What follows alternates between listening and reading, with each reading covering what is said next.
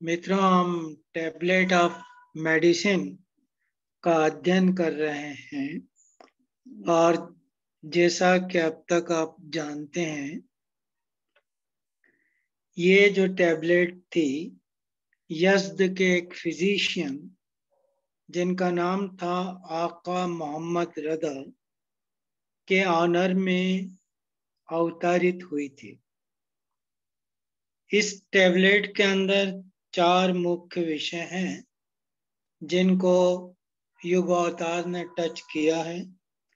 उसमें भोजन से संबंधित विषय है, लाइफ स्टाइल से संबंधित है, डॉक्टरों के लिए एडवाइस है उसमें, और आध्यात्मिकता भी है। पिछली बार जब हम मिले थे तब हमने मुख्यतया ग्रीफ और सारो का प्रभाव क्या पड़ता है हमारे शरीर पर, उसे समझने का प्रयत्न किया था। और जो इनकम्पेटेबल फूड है, विरुद्ध आहार, उनको नहीं लेना चाहिए, उनका भी बुरा प्रभाव पड़ता है। वो हमने देखा था कि कौन से कॉमन विरुद्ध आहार हैं। फिर पिछली बार हमने ये भी समझा था कि खाना तभी खाना चाहिए जब हमें भूख लगी हो, और उतना ही खाना चाहिए जिससे हमारी भूख शांत हो जाए, भूख शांत हो जाए, और ओवर ईटिंग नहीं करना चाहिए। आज जिस विषय पे मुख्यतः हम चर्चा करेंगे वो टैबलेट ऑफ मेडिसिन के कुछ मुख्य बचे हुए पॉइंट्स हैं। उनमें जो आप स्लाइड देख रहे हो सबसे पहले, वो जिस पैराग्राफ से ली गई है वो है पैराग्राफ नंबर 18। इस टैबलेट का 18 नंबर का पैराग्राफ, और इसमें बहाउल्लाह फरमाते हैं कि jealousy consumeth the body and anger burneth the liver, avoid these two as you would lion. यानी ईर्ष्या या जो जलन या हसद है शरीर को नष्ट, और क्रोध जिगर को जला देते हैं। इन दोनों से ऐसे बचें जैसे तुम शेर से बचते हो। तो ये एक बहुत ही इम्पोर्टेंट इस टैबलेट का स्टेटमेंट है। अब इसमें हम पहले समझते हैं कि जेलेसी क्या है, या ईर्ष्या या हसद क्या है। तो जो दूसरी स्लाइड हमारे सामने आएगी इसमें इस इम्पोर्टेंट विषय पे हम चर्चा करेंगे। दूसरी स्लाइड के अंदर ये कहा गया है हसद के बारे में, या ईर्ष्या या जेलेसी या एनवी के बारे में, कि लो सेल्फ एस्टीम, निम्न आत्मसम्मान। तो जिस व्यक्ति में एहसास कमतरी होता है, यानी जो अपने आप को तुच्छ समझने लगता है, उसके अंदर ये जेलेसी की भावना आ जाती है, क्योंकि वो फिर अपनी तुलना करता है दूसरे लोगों से और सोचता है कि उसके पास तो ये है वो है, मेरे पास क्या है। ऐसा वो अपने आप को गिरा लेता है, और जब गिरा लेता है तो ये बिल्कुल अगेंस्ट है बहाई टीचिंग के। जैसा कि हम इस निगुड़ वचन के अंदर बहाउल्लाह कहते हैं, जो अरबी का निगुड़ वचन है 22 नंबर का, और इसमें बहाउल्लाह ने हमें बताया है कि O son of spirit, noble have I created thee, yet Dai एबेस्ड thy self. यानी मैंने तो तुझे उच्च बनाया था, महान बनाया था, फिर तूने क्यों अपने आप को गिरा लिया। तो मनुष्य कभी भी तुच्छ नहीं है। ये हमारा एक मानसिक विकार है कि व्यक्ति अपने को तुच्छ समझता है। व्यक्ति को ईश्वर ने तुच्छ नहीं बनाया। हर एक के अंदर अपनी अपनी कैपेसिटी है, तो उस कैपेसिटी पर हमें संतोष करना चाहिए। और जैसा कि दूसरे उसमें कहा गया है कि this trust in the distribution of the almighty. एक कारण जो ऊपर आपको बताया कि जेलेसी का ये है कि व्यक्ति अपने आप को कमजोर और तुच्छ समझता है। और दूसरा कारण ये है कि ईश्वर ने जो एक विधान बनाया है वस्तुओं को सबको पहुंचाने का, हर एक के अपने अपने किस्मत के हिसाब से उस पर संतुष्ट ना करना, है ना, सर्वशक्तिमान के वितरण में अविश्वास करना, distrust in the distribution of the almighty. और ये distrust in the distribution of almighty, ये जो कंसेप्ट है ये कुरान शरीफ के अंदर भी क्लियरली दिया हुआ है। कुरान शरीफ के चौथे चैप्टर की 32 नंबर की वर्ष में कहा गया है, and covet not the thing in which almighty hath made some of you excel others, यानी और उस वस्तु का लोभ मत करना जिसमें सर्वशक्तिमान ने तुम में से कितनों को कितनों से श्रेष्ठ बनाया है। तो हमें ये तो सोचना ही नहीं चाहिए कि उसको उतना मिला, हमको इतना मिला। हमें संतुष्ट होना चाहिए कि ईश्वर ने हमें जो दिया है वो हमारे लिए पर्याप्त है।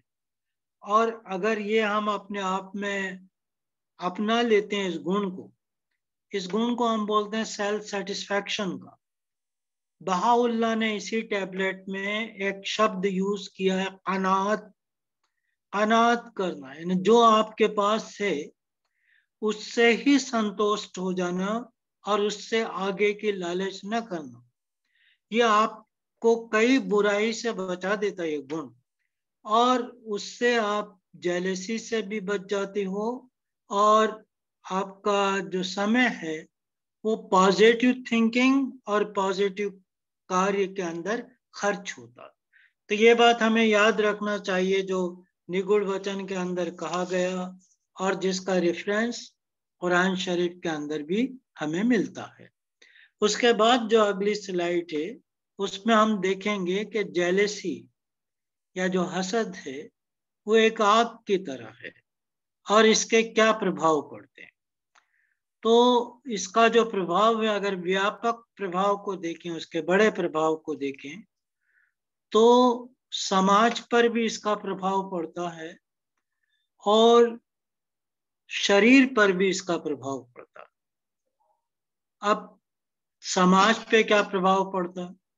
समाज पे जो प्रभाव पड़ता है वह turn away from the straight path, कि वो जो व्यक्ति है उसको सीधे मार्ग से भटका देता है, जो जेलेसी है। और ये बहुत बड़ा प्रभाव है। आप इस पे सोचें कि किस तरीके से सरातुल मुस्तकीम या स्ट्रेट पाथ या जो सीधा मार्ग है उससे आदमी कैसे भटक जाता। इसके कई उदाहरण हमको मिलते हैं समाज के प्रभाव पे। जैसे भगवान राम ने 14 साल का जो वनवास था वो किस कारण झेला था? उसका कारण ये था कि जो उनकी सौतेली एक माँ थी, उनकी जो दशरथ थी, उनकी रानियों में से एक रानी थी कैकई।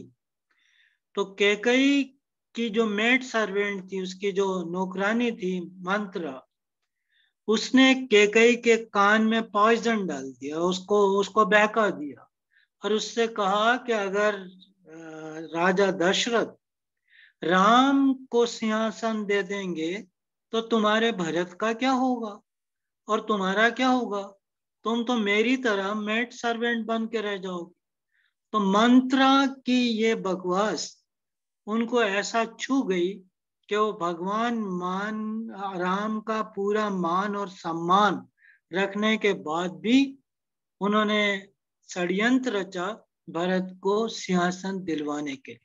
तो वो जेलसी थी उसकी कैकेयी की भगवान राम के प्रति। इसी तरीके से क्रिश्चियनिटी के अंदर एक और इसका उदाहरण हमें मिलता है। जो जीसस क्राइस्ट थे उनके प्रमुख अनुयायियों में एक तो जूडास थे और एक पीटर थे। तो जीसस क्राइस्ट ने जूदास के सामने पीटर की जो है तारीफ कर दी और उससे कह दिया कि पीटर वो रॉक है, वो चट्टान है जिस पे मेरा चर्च स्थापित होगा।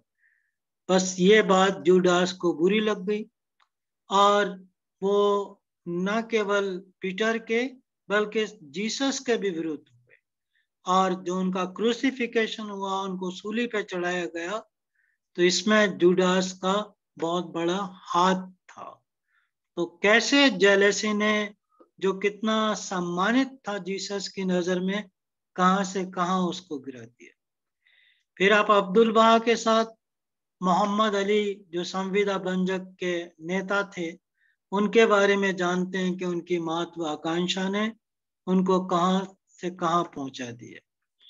इसी तरीके से हम इन टेम्पलर्स के बारे में भी जानते हैं कि जर्मन से कुछ लोग निकलकर जीसस क्राइस्ट के आगमन की प्रतीक्षा करने के लिए अक्का, हाइफा यहाँ पे आके उन्होंने अपनी कॉलोनियां बना ली थी। तो माउंट कार्मेल के नीचे उनकी एक कॉलोनी थी, पर उनकी सोच क्या थी कि जब जीसस आएंगे तो हम ही लोगों की जो कॉलोनी है, हम 1000 लोगों की, इसी में से किसी घर के अंदर जन्म लेंगे। बहाउल्लाह आए भी, टैबलेट भी उन्होंने अवतारित की टेम्पलर्स के मुखिया के लिए, वहां पे ठहरे भी, लेकिन उनको ये समझ में नहीं आया कि ईश्वर तो किसी को भी अवतार बना के भेज सकता। तो एक जेलेसी थी कि अवतार दूसरे समुदाय से कैसे आ गया, उसको तो हमारे समुदाय और हम टेम्पलर्स के बीच में होना चाहिए। तो जेलेसी ने उनको जीसस क्राइस्ट को पहचानने नहीं दिया। तो ये समाज पे जेलेसी के प्रभाव है। उसके बाद जो इसका प्रभाव पड़ता है वो हमारे शरीर पर भी पड़ता है। अब शरीर पे क्या प्रभाव पड़ता है? पहला प्रभाव तो उसका यह है कि हाई ब्लड प्रेशर हो जाता है, हाइपरटेंशन। उसके बाद फिर इंसोम्निया, नींद नहीं आती, नींद उचाट हो जाती है, अनिद्रा, तो वो हो जाता है। फिर सप्रेस द इम्यूनिटी। अब इस समय को देखते हुए जब हम एक ऐसे एपिडेमिक को फेस कर रहे हैं जिसमें इम्यूनिटी स्ट्रांग हो तो शायद कम प्रभाव पड़े या बच जाए, तो ऐसे में अगर हम किसी चीज से जेलस हैं और ये हमारे रूटीन के अंदर जेलसी आ गई है, तो इसका प्रभाव हमारी इम्यूनिटी को कमजोर भी कर देता है। और जब इम्यूनिटी कमजोर होती है तो जो इन्फेक्शियस डिसीज हैं, संक्रामित रोग हैं, उससे पीड़ित होने के चांसेस बढ़ जाते। फिर उसके बाद जेलेसी के कारण तनाव या स्ट्रेस ये जो है पैदा हो जाते। तो हमेशा ऐसा व्यक्ति सोचता रहता है, तनाव में रहता है, वो खुद आगे बढ़ने की कोशिश नहीं करता, बल्कि अपनी पूरी एनर्जी इसमें लगा देता है कि जिस व्यक्ति के प्रति वो जेलस है उसे कैसा नीचे दिखा दे, उसकी टांग कैसे खींच ले, इसी में वो लगा रहता है, खुद आगे बढ़ने का प्रयत्न वो नहीं करता। फिर उसके बाद ऐसे व्यक्ति को जिसको क्रॉनिक जेलेसी है, बार बार बार बार वो जेलेसी के अंदर ही जीता मरता है, तो उसको पैरानोया करके एक प्रॉब्लम आ जाती है। ये मेंटल से रिलेटेड डिसीज है जिसमें लगभग आदमी पागल जैसा हो जाता है, उसकी सोचने की जो शक्ति है वो खत्म हो जाती। तो ये जो प्रभाव है हमारे शरीर पे पड़ते। तो बहाउल्लाह में बताते हैं कि जो जेलेसी है वो और क्रोध, ये दोनों बहुत बुरी चीजें हमारे लिए। तो जेलेसी पे हमने चर्चा की। अब जो हमारी चौथी स्लाइड है उस पे हम क्रोध पे चर्चा करेंगे। तो क्रोध के बारे में बहाउल्लाह क्या कहते हैं, अगली हमारी स्लाइड है। क्रोध या एंगर या गैस, अरबी वर्ड है गैस। चौथी स्लाइड अनुज, स्लाइड नंबर 4। तो देखिए शब्द है उसके लिए एंगर, क्रोध और गैस। तो बहाउल्लाह ने 4 चीजें जो है बताई थी। 2 पिछली बार आपको बताया था, हम, गम, हसद और गैस। तो जो गैस है या जो क्रोध है, ये व्यक्ति का बहुत बड़ा शत्रु है। और जो बहाउल्लाह ने कहा इस टैबलेट के अंदर, उसके पैराग्राफ नंबर 18 में कहा है कि anger burdened the liver, avoid this too as you would lion. यानी जो गुस्सा है आपके लीवर को जला देगा। अब ये बहुत इंपॉर्टेंट वर्ड बहाउल्लाह ने यूज किया, लीवर। ये नहीं कहा आपके दिल को जला देता है या आपके किडनी को जला देता है या आपके दिमाग को जला देता है, लीवर को जला देता। आज की रिसर्चेस में हमें मालूम है कि कैसे एंगर का प्रभाव लीवर पे पड़ता है। अभी हम थोड़ा आगे जाएंगे तो इस पे चर्चा करेंगे। तो ये लीवर को जला देता। और ये जो है जेलेसी, मतलब जो हसद है, और गुस्सा, गैस, इससे इस तरीके से बचना चाहिए जिस तरीके से कि तुम शेर से बचते हो, लायन से बचते हो, उससे इस तरीके से बचना चाहिए। अब अब्दुल बहा इसके बारे में हमें क्या कहते हैं? वो कहते हैं annoyance and hostility as the torment of hell fire. यानी वो कह रहे हैं अब्दुल बहा कि खींच और द्वेष भाव नरक अग्नि के समान कष्टप्रद है। यानी ये नरक अग्नि से कम नहीं है। इस संसार में, इस जीवन में अगर सबसे ज्यादा आपको नरक अग्नि के पास ले जाता है तो वो जो है जेलेसी है और एंगर है। देखिए एक और विद्वान है स्वामी शिवानंद, कभी आपने नाम सुना हो इनका, बहुत प्रख्यात आश्रम था। और जहां हमारे जो पूर्व राष्ट्रपति थे एपीजे अब्दुल कलाम, वो भी इनके पास गए थे और उनको बहुत संतोष मिला था इनसे चर्चा कर। तो संत लोग हर जगह होते हैं, हर कहीं होते हैं। तो वो क्या कहते हैं, स्वामी शिवानंद जी कहते हैं कि anger is a spiritual suicide, कि जो क्रोध थे एक आध्यात्मिक आत्महत्या है। अगर आपको क्रोध आता है तो फिर आप ये मान लीजिए कि आप आध्यात्मिक रूप से जीवित नहीं हैं, आप आध्यात्मिक रूप से मर चुके हैं। पर क्रोध एक नेचुरल इंस्टिंक्ट भी है, ये हमारे स्वभाव के अंदर भी है, क्योंकि उसका जो कारण है वो हमारी एक प्रॉपर्टी है जिसको बोलते हैं फाइट और फ्लाइट। कि जब हम किसी खतरे के अंदर होते हैं तो उस खतरे से जूझना और वहां से बच के निकलना, ये ईश्वर ने हर पशु के अंदर ये प्रॉपर्टी डाली है, मनुष्य के अंदर भी आई है। तो मनुष्य जो है वो रिफाइंड एक उसका कृति है, अशरफुल मखलूकात है, सबसे सुप्रीम क्रिएशन है। तो उसके अंदर भी ये फाइट और फ्लाइट वाली प्रॉपर्टी है। और ये फाइट और फ्लाइट वाली जो प्रॉपर्टी है ये एंगर से सीधे सीधे रिलेटेड है। तो एंगर जो है वो हमारे नेचर के अंदर, अब नेचर के अंदर है पर उसके कुछ कारण भी तो हैं। तो वो कारण क्या है, देखिए अगली स्लाइड के अंदर हम उन कारणों पे चर्चा करते हैं। पहला कारण तो ये है उसका कि someone does not agree with you, कि आप जो सोचते हैं, आप जो चाहते हैं, आपके जो विचार हैं, कुछ व्यक्ति उसके विरुद्ध हैं, वो आपके विचार को पसंद नहीं करते या उनसे वो सहमत नहीं है। तो जब इस तरीके का टकराव होता है तो ये एक एंगर का कारण है। दूसरा ये कि समवन हर्ट यू, कि जब कोई आपको नुकसान पहुंचाता, आपको दुख पहुंचाता, हर्ट का मतलब दुख भी है, तो आपको दुख पहुंचाता है तब भी आपको गुस्सा आता है।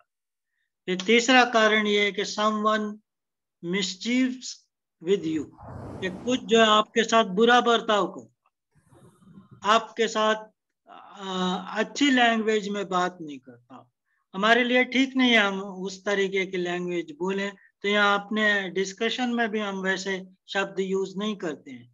तो अच्छी बात नहीं करता, ऐसी बात करता जिसको एक भाई अपने मुंह पे लाना भी पसंद ना करता, तो वो जो है हमें गलत शब्द बोलता है, जिसपे हम में रिएक्शन होती है और हमें जो क्रोध आता है।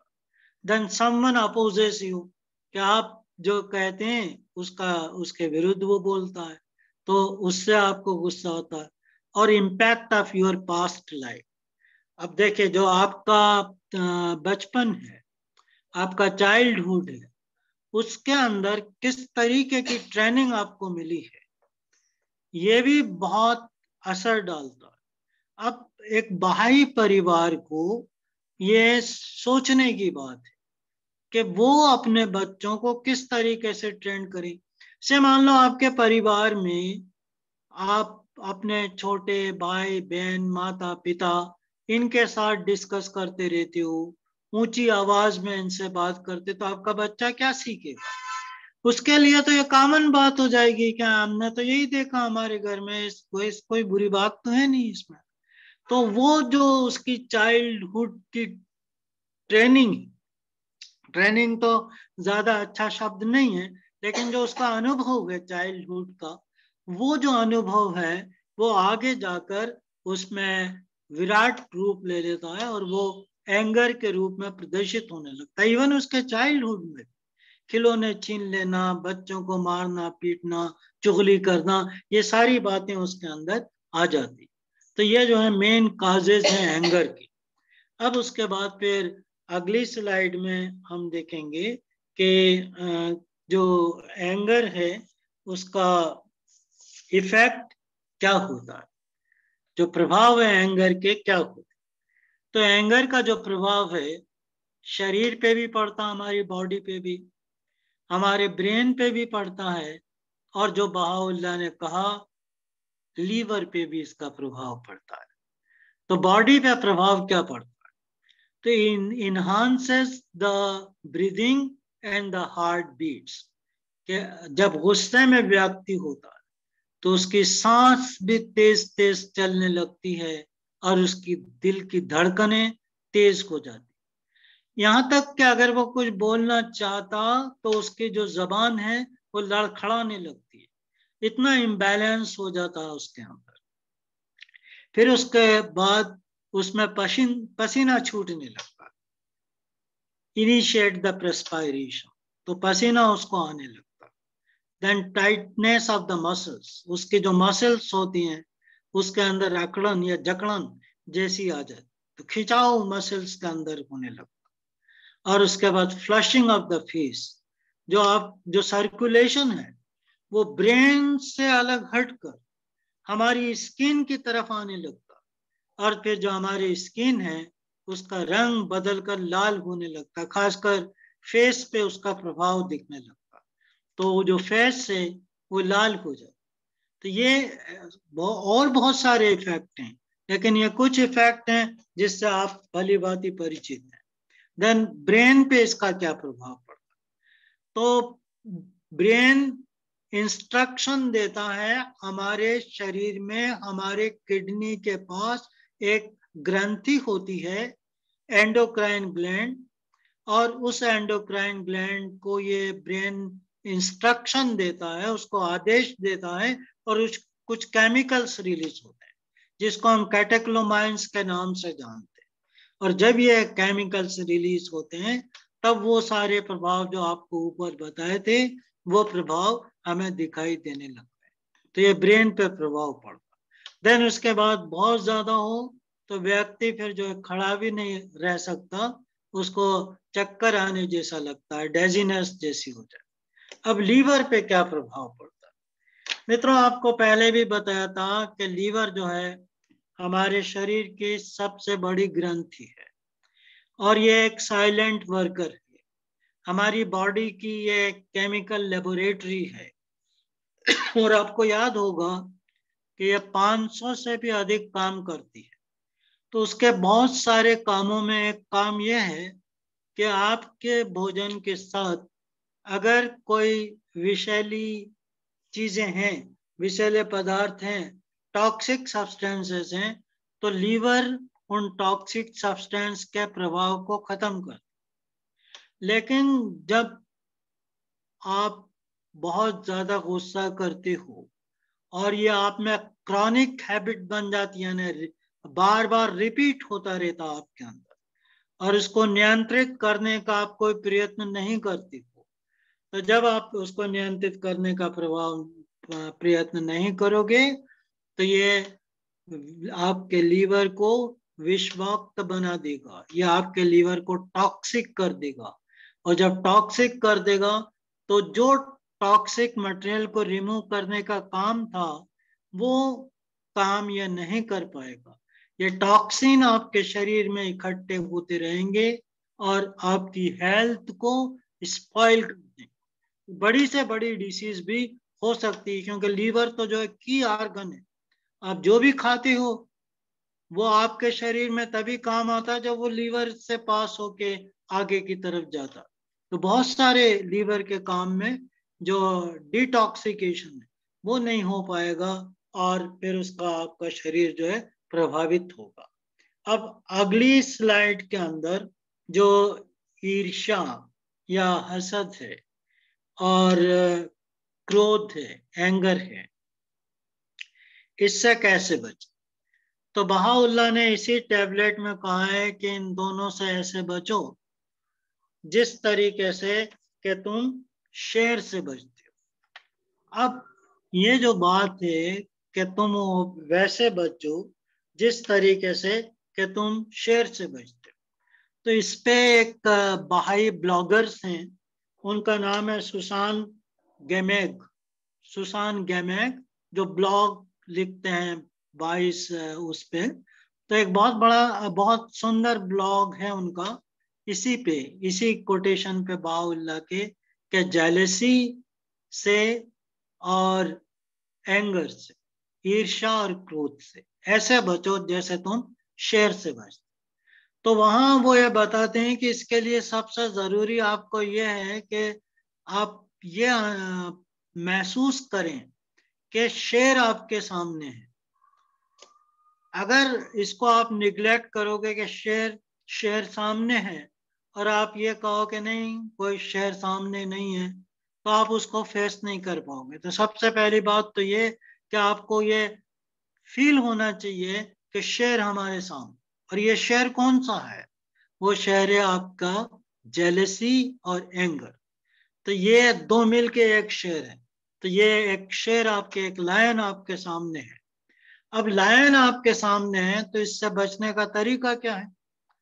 तो लायन से बचने का एक तरीका ये है कि एक अनुभवी व्यक्ति हो जो आपको ये सिखाए कि लायन आपके सामने आ गया जंगल में तो आप बचोगे कैसे। तो वो अनुभवी व्यक्ति कौन है यहाँ पे, वो ईश्वरीय अवतार हैं, वो युग अवतार हैं, वो बहाउल्लाह हैं, वो चिकित्सक हैं जिन्होंने मानव की नाड़ी पर अपनी अपना हाथ रख दिया उसको ठीक करने का। तो वो चिकित्सक हमारा गाइड है।